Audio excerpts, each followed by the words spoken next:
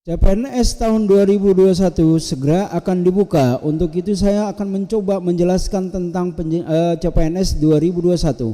Materi penjelasan saya adalah satu, total penerimaan CPNS 2021, perbedaan ASN dengan PPK, tahapan umum tes CPNS 2021, nilai ambang batas seleksi kompetensi dasar SKD, materi SKD yaitu TWK, TIU, TKP, penjelasan seleksi kompetensi bidang SKB, alur pendaftaran CPNS 2021.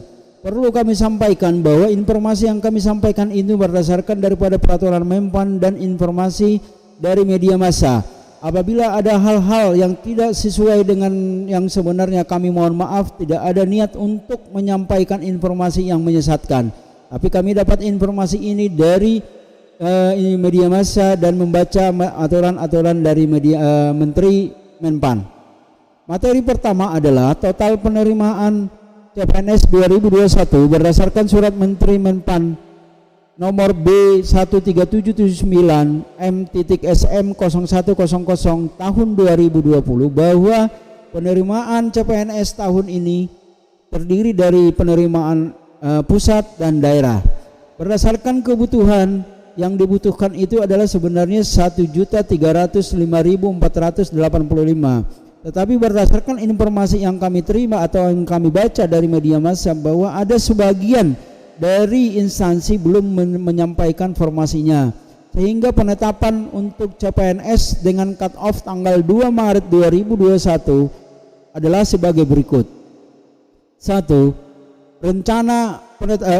Untuk pusat adalah 74.384 dengan kerincian sebagai berikut: 65.829 untuk 56 kementerian dan lembaga, 8.555 untuk 8 sekolah kedinasan, di mana sekolah kedinasan yang dimaksud telah membuka pendaftaran sekarang dan proses seleksi pendaftaran. Terus yang kedua adalah daerah. Daerah yang ditetapkan adalah 6.300.243 dengan rincian sebagai berikut: 162.342 untuk 23 provinsi, 510.901 untuk 385 Penkap atau Pemkop daerah tingkat 2. Dari 23 provinsi ini dapat dijelaskan sebagai berikut. Untuk formasi guru sebanyak 115.393, non guru 10.949. Untuk formasi di daerah tingkat 2, untuk formasi guru 414.756. Untuk non guru 96.145. Dari pemerintah provinsi bahwa formasi 8.059 orang untuk CPNS dan 118.283 untuk PPK. Dan untuk daerah tingkat 2 77.294 untuk CPNS, 433.603 untuk PPK. Di mana alokasi untuk jabatan dan penetapan CPNS adalah sebagai berikut. Untuk pemerintah pusat, jabatan yang diisi adalah dosen, penjaga tahanan, penyuluh KB, analisa perkara peradilan, pemeriksa, perawat, analisa hukum pertahanan, jaksa, dokter, statistik, peranata komputer, peranata barang bukti, pengawas farmasi dan makanan, penyuluh perikanan, perencanaan.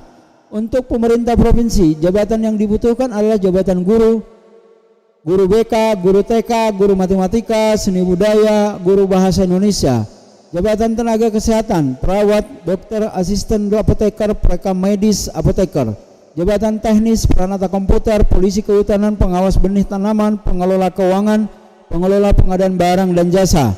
Untuk pemerintah kabupaten tingkat 2, jabatan guru yang dibutuhkan adalah guru BK, guru TK, guru matematika, seni budaya, guru bahasa Indonesia. Jabatan tenaga kesehatan adalah perawat, dokter, asisten apoteker, perekam medis, apoteker. Jabatan teknis adalah peranata komputer, polisi hutan, pengawas benih tanaman, pengelola keuangan, pengelola barang dan jasa. Selanjutnya adalah perbedaan ASN dengan PPK.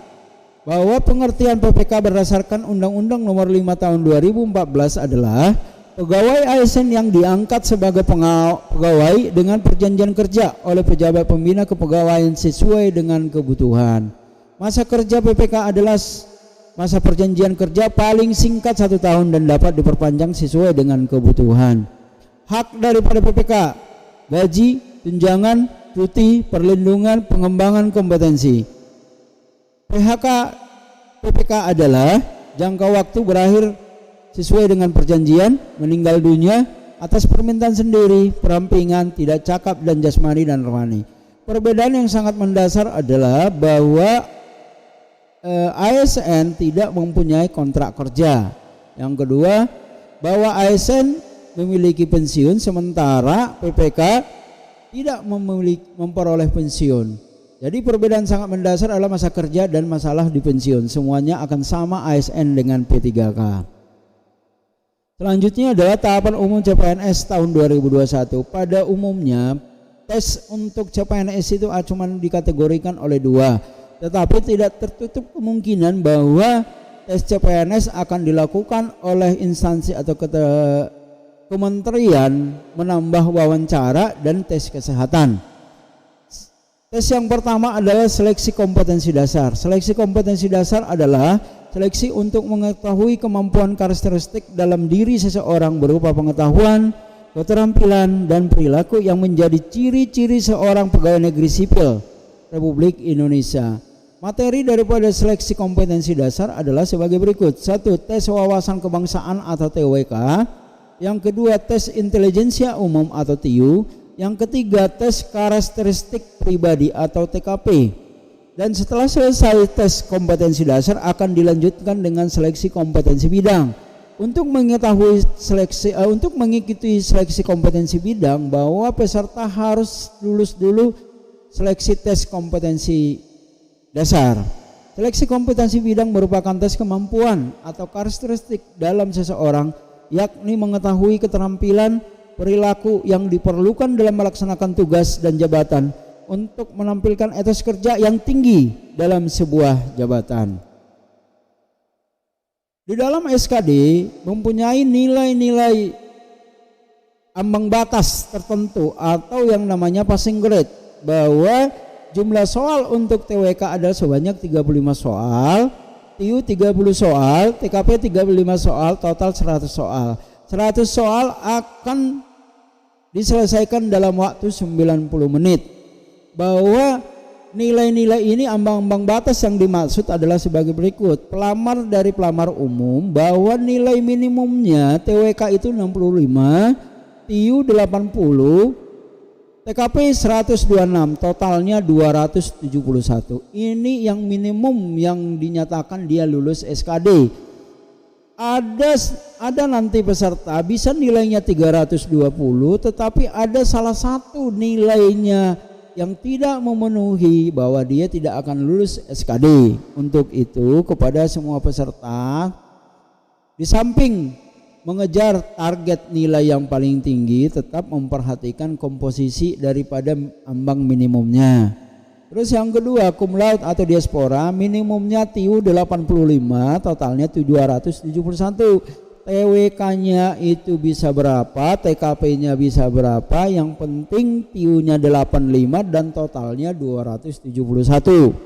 Disabilitas yang diambil TIU-nya adalah 70, yang lainnya bisa berapa, tetapi totalnya harus minimum 260. Putra putri Papua TIU-nya 60, totalnya 260, sama seperti di atas penjelasan saya sebelumnya. Dokter spesialis, dokter gigi, dokter spesialis, dokter pendidik, klinis dokter, dokter gigi, instruktur penerbang, TIU-nya minimum 80 dan totalnya 271. Rescuer, bosun, jenang kapal, juru mesin kapal dan lain-lain, TIU-nya yang diambil adalah minimumnya adalah 70, totalnya 260. Seperti yang saya jelaskan sebelumnya, bahwa minimum ini harus dipenuhi antara yang ditentukan, yang telah ditentukan. Bahwa nanti di dalam kelulusan adalah total nanti semua nanti total ini yang sudah memenuhi syarat akan di-short lebih tinggi. Nanti yang dia peserta bisa lulus SKD tetapi tidak mengikuti tes SKB-nya nanti, itu berdasarkan nanti ketentuan daripada instansi yang bersangkutan. Salah satu contoh, bisa nanti formasi 3 di Kementerian A, berarti yang lulus 200, belum tentu yang 200 SKD ini untuk mengikuti tes SKB, nanti akan dibuatkan perbandingan oleh instansi yang bersangkutan. Misalnya bisa nanti 1:10, 1:5, 1:20, itu tergantung daripada ketentuan yang disampaikan oleh instansi yang bersangkutan.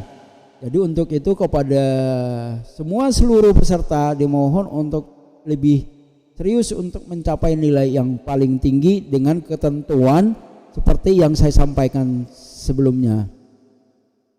Selanjutnya adalah materi tes wawasan kebangsaan adalah bahwa tes kebangsaan ini bertujuan apa? Untuk menilai penguasaan pengetahuan dan kemampuan mengimplementasikan 4 pilar kebangsaan Indonesia.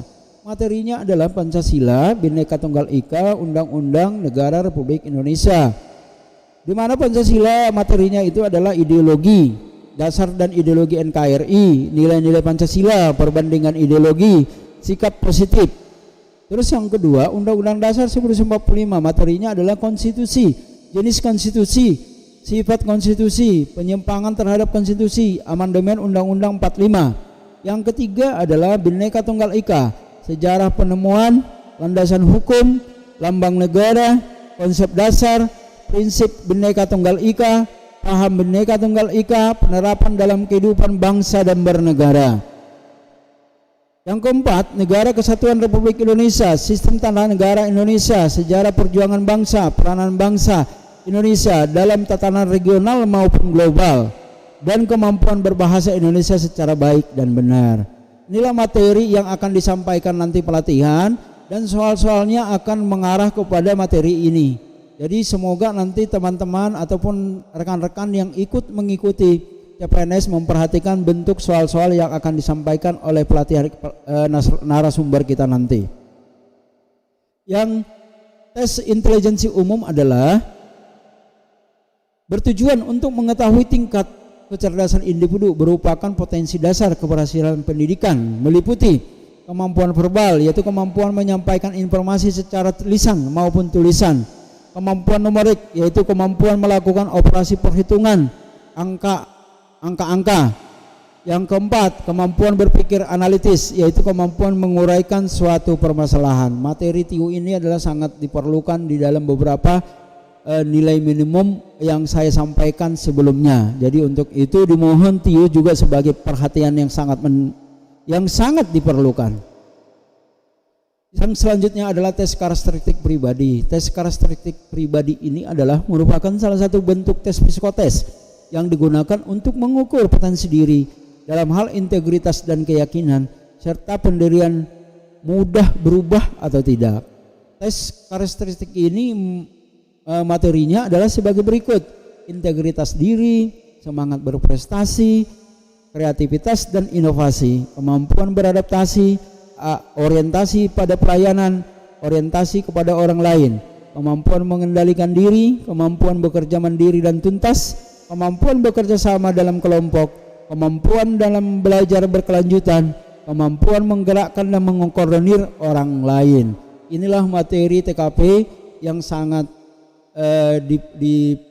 dibahas nanti di dalam pelatihan kita.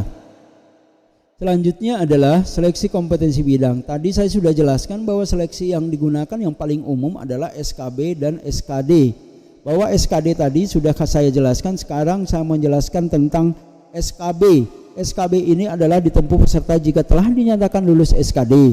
Materi yang ada pada tes SKB ini ditentukan oleh formasi yang dilamar oleh peserta dan jabatannya. Materi tersebut dapat berupa sebagai berikut: Peraturan Menteri Perdagangan Menpan. 2. Peraturan instansi yang dilamar, relevansi atau kaitan dengan latar belakang studi, soal-soal yang dinyatakan oleh instansi. Inilah materi SKB yang akan disampaikan nanti. Alur pendaftaran CPNS. Alur pendaftaran CPNS ini sangat-sangat perlu diperhatikan oleh seluruh peserta calon peserta CPNS. Karena apa? Kegagalan di dalam pendaftaran akan mengakibatkan fatal. Kalau sudah pernah daftar, tidak ada kesalahan, tidak boleh diulang lagi. Untuk itu perlu dilakukan penelitian yang sangat mendalam. Karena apa? Pendaftaran CPNS semua dilakukan oleh online melalui portal sscasn.bkn.go.id. Jadi di dalam melakukan pendaftaran ini, sebelum saudara atau peserta CPNS melakukan pendaftaran, mohon dicek NIK dan kartu keluarga apakah sudah masuk ke database Dukcapil. Karena apa? SSCN sudah terintegrasi dengan Dukcapil, sudah terintegrasi dengan akreditasi sekolah, sudah terintegrasi dengan instansi-instansi yang berhubungan dengan jabatan yang dilamar, misalnya STR untuk dokter.